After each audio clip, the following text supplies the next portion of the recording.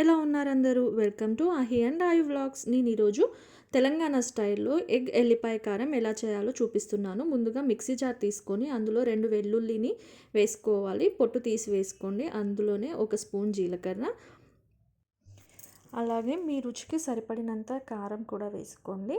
అలాగే కారానికి తగినట్టుగా ఉప్పును కూడా అడ్జస్ట్ చేసుకోండి. ఇవి అన్నీ కూడా మంచిగా మెత్తగా మిక్సీ పట్టుకోవాలి. యాక్చువల్లీ ఈ కోడిగుడ్డు వెల్లుల్లి కారం అనేది అన్నంలోకి కానీ చపాతీలోకి కానీ ఏ రకంగా తిన్నా కూడా చాలా అంటే చాలా బాగుంటుందండి.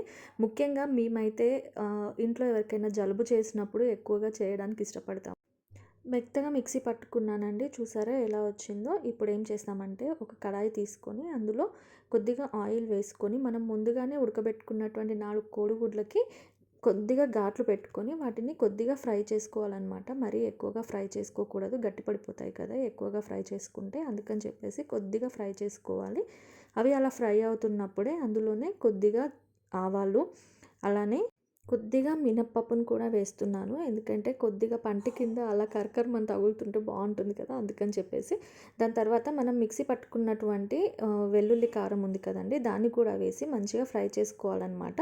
అదలా యాక్చువల్లీ ఇక్కడ నాకు నురగ ఎందుకు వస్తుంది అని అంటే, నేను వేసిన కోడిగుడ్డు చితికిపోయింది. దానివల్ల లోపల ఉన్న నీలం బయటకు వచ్చి కొద్దిగా ఆయిల్ అలా నురగగా వస్తుంది. పర్వాలేదు, అదే తగ్గిపోతుంది నురగ.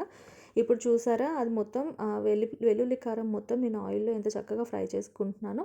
అంతే, చాలా చాలా సింపుల్గా చేసుకోవచ్చు. మీరు చాలా రకాలుగా ట్రై చేస్తుంటారు కదా, ఒక్కసారి ఈ స్టైల్లో చేసి చూడండి, చాలా బాగుంటుంది టేస్ట్. ఒక్కసారిగా ఆ వెల్లుల్లి కారం మొత్తం ఫ్రై అయిపోయిన తర్వాత ఇంకా ఆపేసే ముందు కొద్దిగా ధనియాల పొడిని కూడా యాడ్ చేస్తున్నాను నేను. ధనియాల పొడి వల్ల మంచి ఫ్లేవర్ వస్తుంది మన వెల్లుల్లి కారంకి.